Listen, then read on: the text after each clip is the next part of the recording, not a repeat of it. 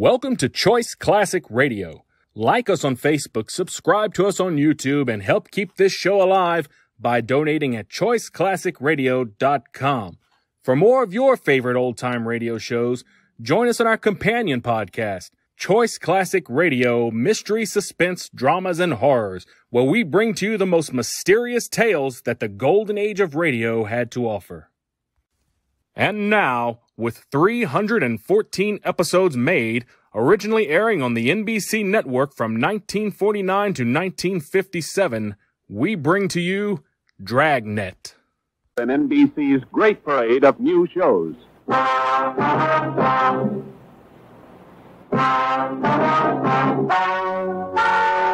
Ladies and gentlemen, the story you're about to hear is true.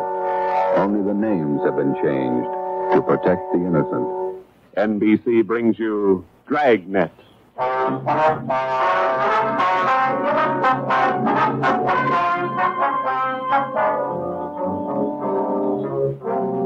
You're a detective sergeant. You're assigned to burglary detail. A sudden wave of jewel thefts is sweeping the city. In 16 days, 16 burglaries have been committed, one each night. They bear the same trademark. Thousands of dollars of jewels are missing. The thief is a master at his trade. Your job, get him. Dragnet, the documented drama of an actual crime, investigated and solved by the men who unrelentingly stand watch on the security of your home, your family, and your life.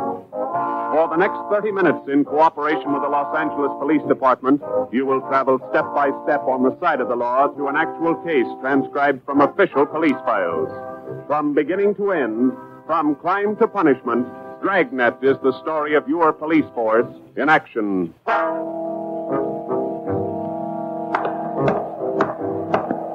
It was Tuesday, June 17th. It was warm in Los Angeles.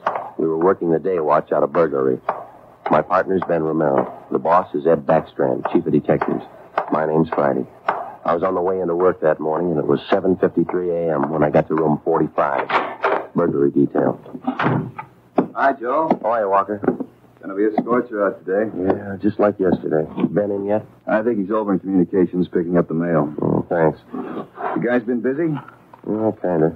Jewel thefts. Anything big? No big hauls, but he's consistent. 16 nights in a row.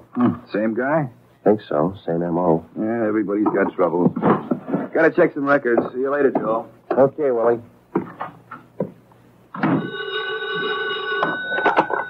Burglary Friday. Yeah. Okay, Mike, soon as Ben gets back. He's picking up the mail. Right, bye.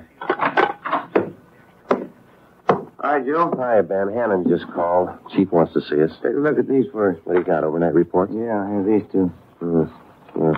2 of them. 3 diamond rings, 1 sapphire, 1 necklace, jade.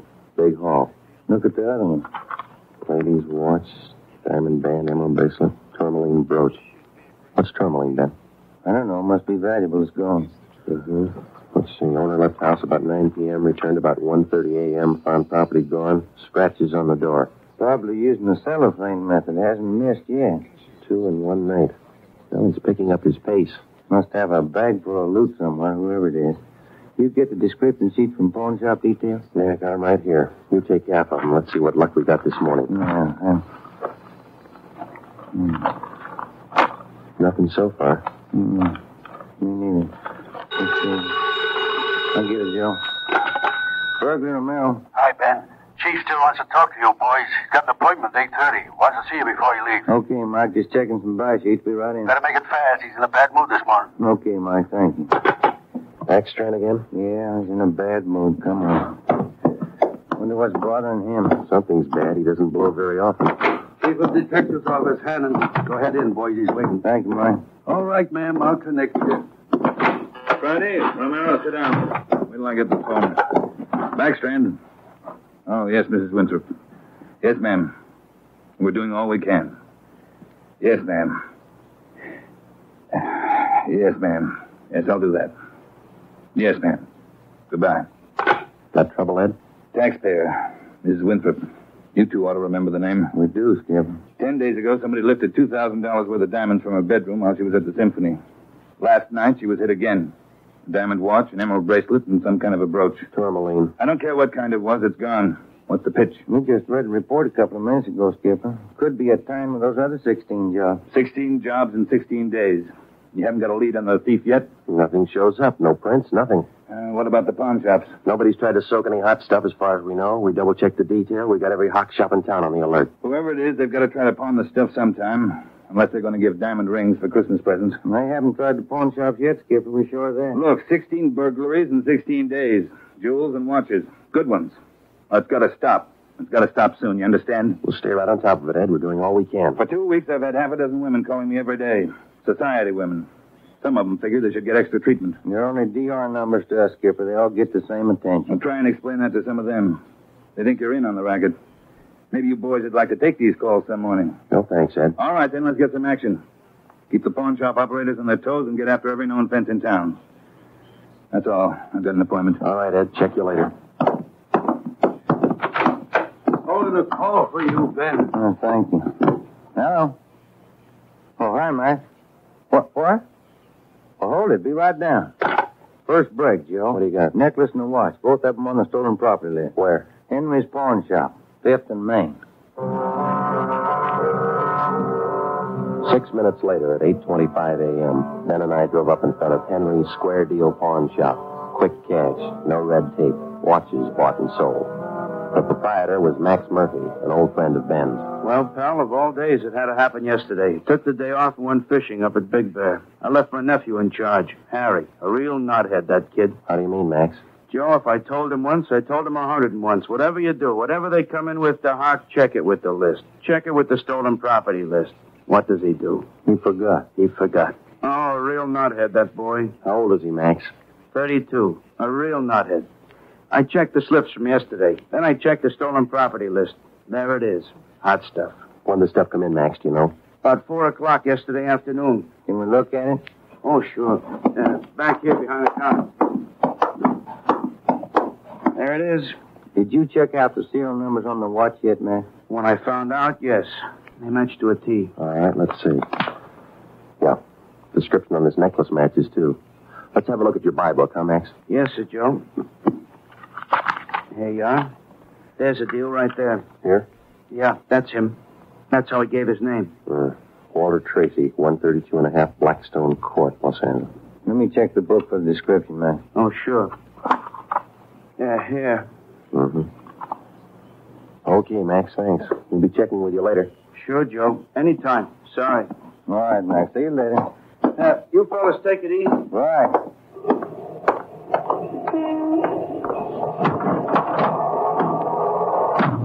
Want to check and see if we're clear, Joe? Yeah, I will.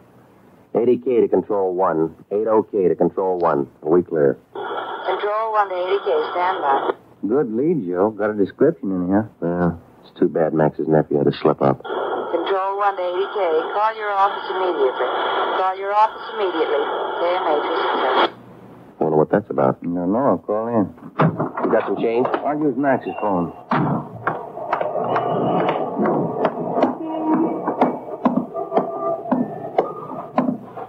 Use your phone a minute, Max? Oh, you bet. Sure. Help yourself. Thanks.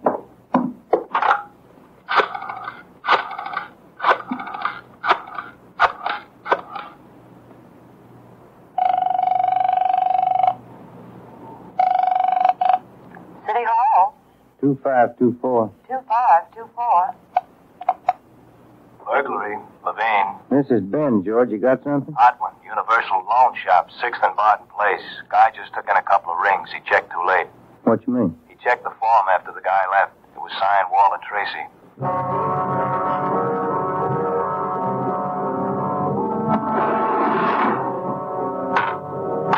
There they are, Sergeant. Both rings. Fine quality diamonds. Don't you usually check your stolen goods list before you take in stuff like this? Usually, yes. Last night, no. I don't know what I was thinking about. Will we have a look at your buy book? Right here. There it is. Walter Tracy. 699 Olive Street. 145 pounds, 5'9", dark hair, build, thin. You'll have to slap a hold on these rings. I know. I should have thought. Can you think of anything else that might help us to identify the man? Well, no. Had a light suit on. Nice cut. Very well dressed. Thank you. That's all for now. Here's a card. If the guy happens to drop back, give us a call, will you? Sure will, Sergeant. Say, Yeah? I've got some nice watch pens. Yours look gold. Can I interest you? No, thanks. Some other time. Come on, Ben.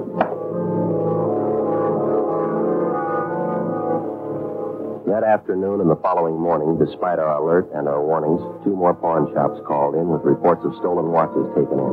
We checked them out. The serial numbers on the watches matched those on the stolen property list. On the pawn shop account books, the loan was listed under the name Walter Tracy. The addresses were given as number 12 St. Vincent Place and 700 East Flower. The descriptions of the man were the same. Slight build, well-dressed, about 145 pounds, 5 feet 9 inches tall, dark wavy hair. We had the name and description distributed to every pawn shop in Los Angeles and surrounding communities. Through our informants, we checked up on every known fence in the city. For the next 2 nights, we received no reports of stolen jewels. That made up for the double burglary the night before. On June 19th, the box score read 18 successive nights, 18 successive jewel burglaries. At 3:25 in the afternoon, Ben and I sat down to check over the late incoming report. Got anything, Joe? Not yet, no.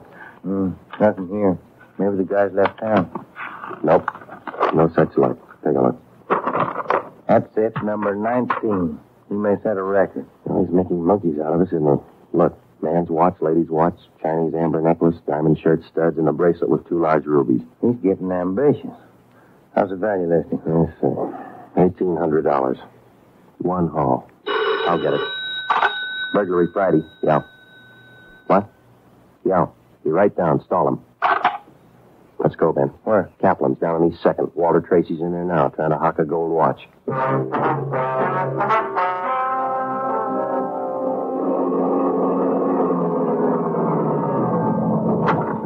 Ben, cover the door. I'll just look like I'm shopping around. Right, but watch your step. We don't know this guy. Yeah, stay close to the door, huh?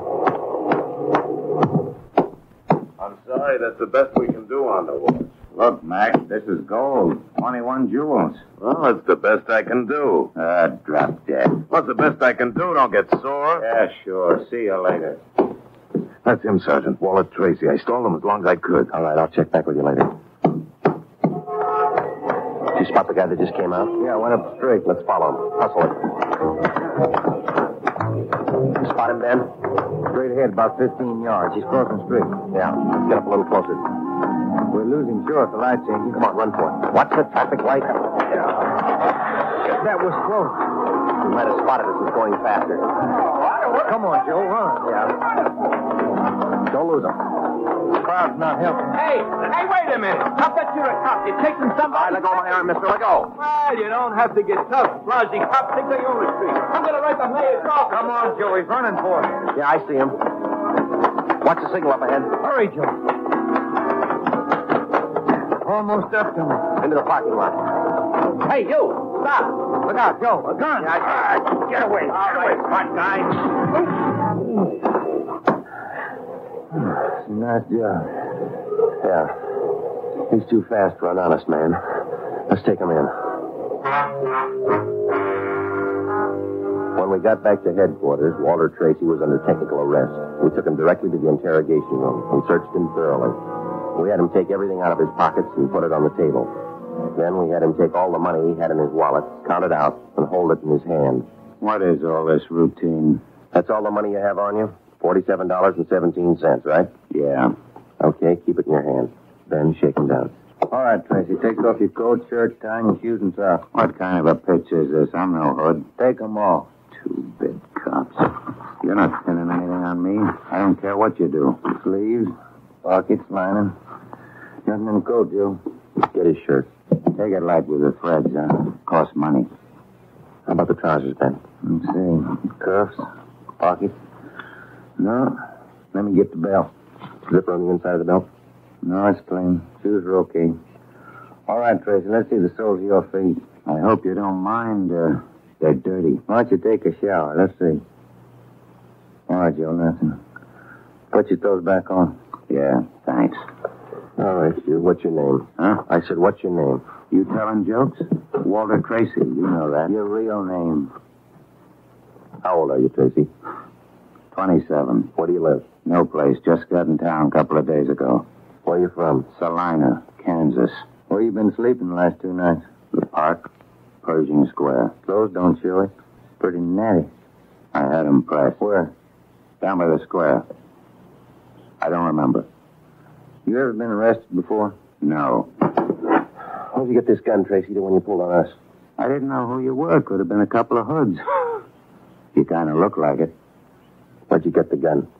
I won it in a crap game coming out on the train. Where'd you get the watch? Graduation present. You want to run a make on him, Joe? The gun and the watch? Yeah, I'll call him. Go on, check. You can't prove a thing. Pawn shop records, Gilmore. Gil, is Friday. Can you give me a make on a watch? Sure, Joe, go ahead. Time Master, yellow gold, man's wristwatch. Okay. Case number 716F23. Right. Movement number B351708. Got it. Okay. Now give me a make on this gun, huh?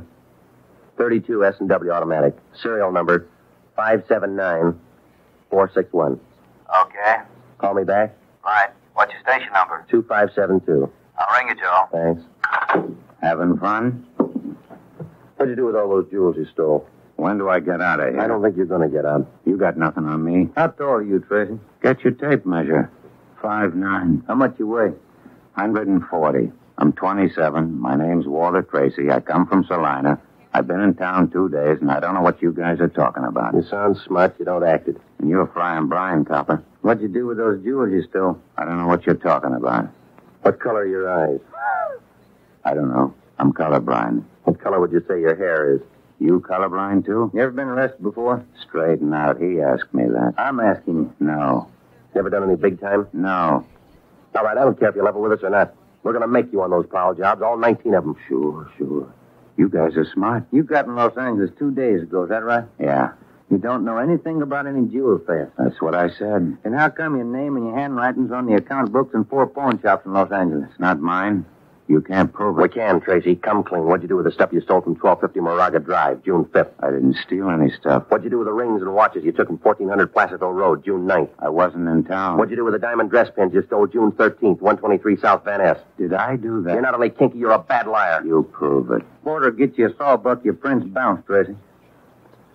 Our handwriting man's going to work on those signatures of yours. You haven't got a chance. Now, come on. Where'd you hide the stuff? You can't prove a thing. Where'd you say you've been sleeping the last 2 nights?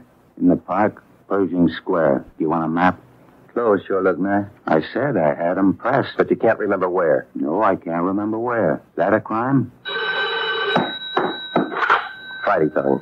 Joe, this is Gilmore. Here's the stuff you asked for. Let's have it, Joe. No make on the watch, no make on the gun. Okay, Joe. Thanks a lot. Yeah. You're in up your neck. You said that, didn't you? You're going to talk, Tracy. Kind of tired. All right, we'll let you sleep on it. Come on, Ben. Let's book him. All right. Now get your jobs, coppers. Sure. Come on. We took Walter Tracy to the county jail and had him booked on suspicion of burglary. He was still sullen. We knew we had the guilty man. Now we had to prove it. As it often happens, the victims never see the burglar. They only know he's been there. They can't identify him, but they can identify their property. Our job was to find the property. When we did, we'd have Walter Tracy. And the 19 victims would have their property returned. But Tracy wasn't talking, and we knew he'd never talk unless he thought it might help him. We took the problem to Ed Backstrand. Smart punk, Skipper, but he's done time before. How do you know? Tried him out last night when we brought him in. He talks like it and he acts like it. But he won't cop out. Are you sure? He won't talk in 100 years. He knows he's got us in the spot. Well, one thing's sure. We're not going to send him up without finding the loot first. He's planted the stuff somewhere in this city. We've got to find it. Ben and I have got an idea, Ed. It's not going to be easy, but it might work. What is it? Tracy tried to soak some of the stolen property at 4 separate pawn shops in the downtown area. Yeah? At each one of those 4 pawn shops, he gave a local address. Now, we're sure he must have a room or an apartment someplace in town. All right. Where? That's where guesswork comes in, Skipper. Every one of those addresses he gave falls within a certain area. How big an area? Oh, you've got that street diagram, Joe? Yeah. Here it is, Ed. From Figueroa here to San Pedro, and from Pico down to First Street. The area's about 12 blocks wide, 14 blocks long. That's a lot of territory. How are you going to cover it? On foot, we'll take Tracy with us. Plenty of legwork. You sure it's the answer? We've got to find the stuff, and it's the only way we can figure it. Hotels, apartments, rooming houses. There must be hundreds of places he could stay in that territory. It'll take a couple of weeks. Yeah, on foot it will. All right. It's tough, but it's your idea. Go to it. An hour after we left Chief Backstrand, we got Tracy out of his cell in the county jail and started our canvass of the appointed area. We took the usual precautions and handcuffed Tracy's wrists to our own. We started the search for his hideout at 1st Street and Figueroa. It was a warm day in Los Angeles. The temperature was 91. After the first 3 hours, I could tell Ben's feet were ready to give out, and so were mine. I couldn't even have the comfort of complaining. That had encouraged Tracy, and he was cocky enough already. He cursed and threatened every step of the way. My legs off. All right, quit pulling, will you? Come on, Tracy, up the stairs. Another one to check. Warm day, Joe. Yeah, a little. What do you mean a little? Must be 110. Yes? What is it? You the manager? Yes. Could you tell me which apartment this man has in your house, ma'am? Who, him? Yes, ma'am, this one. Never saw him before. He don't live here. All right, ma'am, thank you. Yeah. Hot, ain't it? When are you going to get wise? Come on, Tracy. Well, that finishes this side of the street. You want to cross over, Joe? Yeah, let's go. I'm hungry. I want to eat. After we cover the other side of the street. You can't do this to me. I'm going to get a lawyer. I'll have your jobs, both of you. Yeah, come on. We only got a couple of hundred places to go.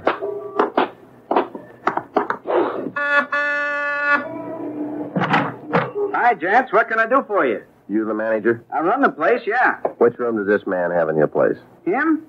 You made a mistake. He doesn't live here. All right, thanks. My feet are killing me. Wait till I get a lawyer. I'll burn both of you dumb cops. What do you think you're doing anyway? Making a guy? All that day and the day after that and the day after that, Ben and I, with Tracy handcuffed to our wrists, canvassed the designated areas, from hotel to hotel, from rooming house to rooming house, and the apartments, too. Every day our feet ached a little more, our pace slowed down, Tracy got more irritable, and the weather got hotter. The second day it reached a high of 92, the third day 94, the fourth day 94. Police regulations say plainclothes officers must wear a coat and necktie on the street at all times. We wore our coats and neckties. The search continued into the fifth day. Our pace got even slower. Ben and I started to lose heart. After a while, we forgot our object was to recover the stolen jewels. All we wanted was to find Tracy's hideout. We knew we were right. We knew Tracy was our man. It was a point of pride. Whether your feet hurt or not, you don't give in to a thief. Yes? What do you want? You're the landlady here. I am. Which apartment does this man have in the building? Well, none of them. He's not one of my tenants. Thank you, ma'am. Come on, Tracy. By the sixth day, all three of us had special pads in our shoes. Our feet ached worse than ever. Tracy let us know about his every 3 minutes. By late afternoon of the sixth day, we'd covered more than half of the designated area. The temperature was 95. You guys gonna go on forever? I'm sweating like a horse. I'm getting tired of your moaning. That looks like the manager behind the desk. Yes, sir? You the manager? Yes, sir. What can I do for you? Can you tell us which room this man has in the hotel? Him? Mm-hmm. He doesn't live here.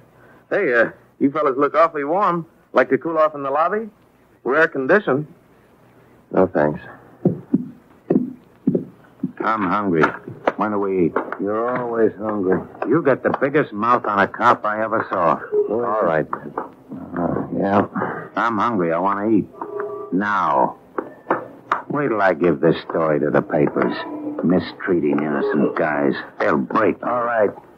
Come on, up the stairs. I'm going to get a lawyer tonight. I'll show you. Yes? Why, Mr. Baker, where have you been? We questioned the landlady, a Miss Elizabeth Hunter. She told us that Baker, alias Tracy, had rented an apartment from her about 2 months before. That's all the information she could give us. Tracy clammed up. He would admit nothing. We asked Miss Hunter to accompany us as a witness. We took the elevator up to Tracy's apartment on the 6th floor. Miss Hunter, Tracy, Ben, and I. Down this way. Here. Do you want me to open it? Please, Miss Hunter. There's a girl, Walter. What is it, Walter? A told you to get out of town if I didn't come back. I didn't want to leave. I didn't want to leave without you. I thought you slept in the park. Take a jump. Where's the stuff hidden?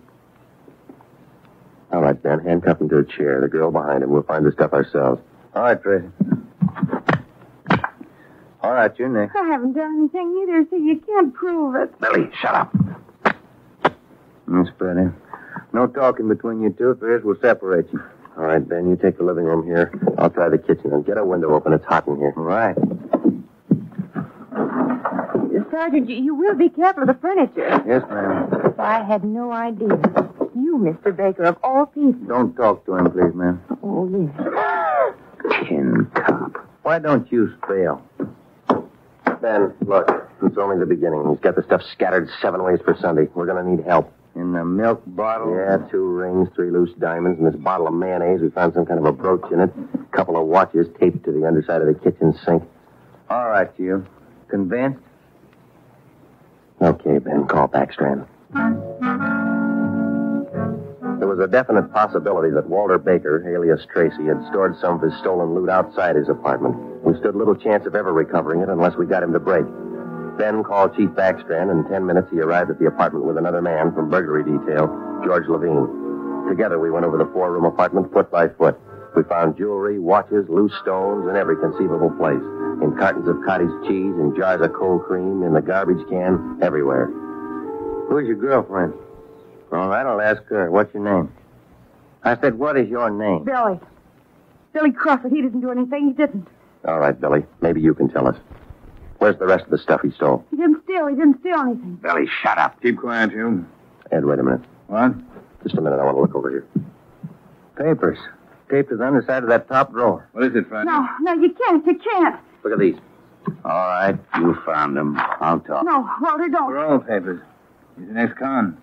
Yeah, I'll cop out. Don't do it, Walter. Billy, shut up.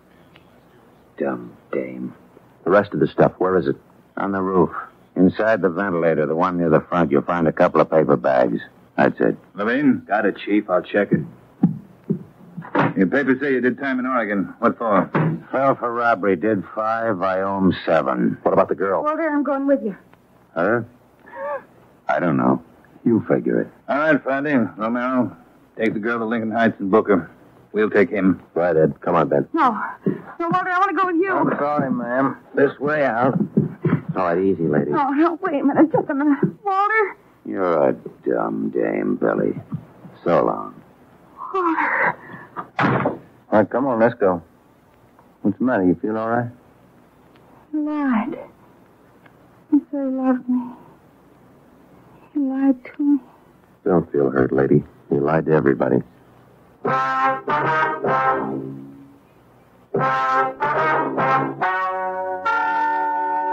story you have just heard is true. Only the names were changed to protect the innocent. Walter Baker, alias Walter Tracy, was tried and convicted on 3 counts of first-degree burglary and received the maximum sentence prescribed by law. He is now serving out his term in the state penitentiary. A hold has been placed on him by the state of Oregon, where he will serve out 7 years for violation of parole.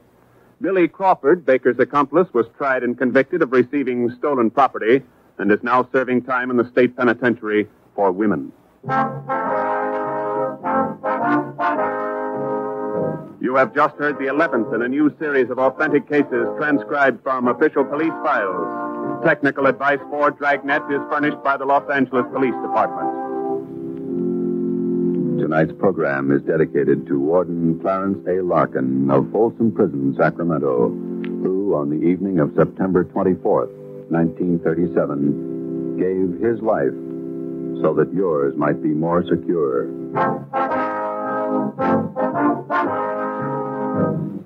Dragnet came to you from Los Angeles. If you enjoyed tonight's production of Dragnet, you'll want to listen this Saturday evening to a pair of adventure shows featuring 2 well-known Hollywood personalities. You'll enjoy Brian Donlevy, star of Dangerous Assignment. Also on Saturday's schedule is Richard Diamond, private detective, as played by the screen's romantic tough guy, Dick Powell. Listen to both of these exciting programs this Saturday over most of these same NBC stations. This is NBC, the national broadcasting company. That concludes today's episode. We'd like to thank you and remind you to donate at choiceclassicradio.com. Remember, your donations make episodes like this possible.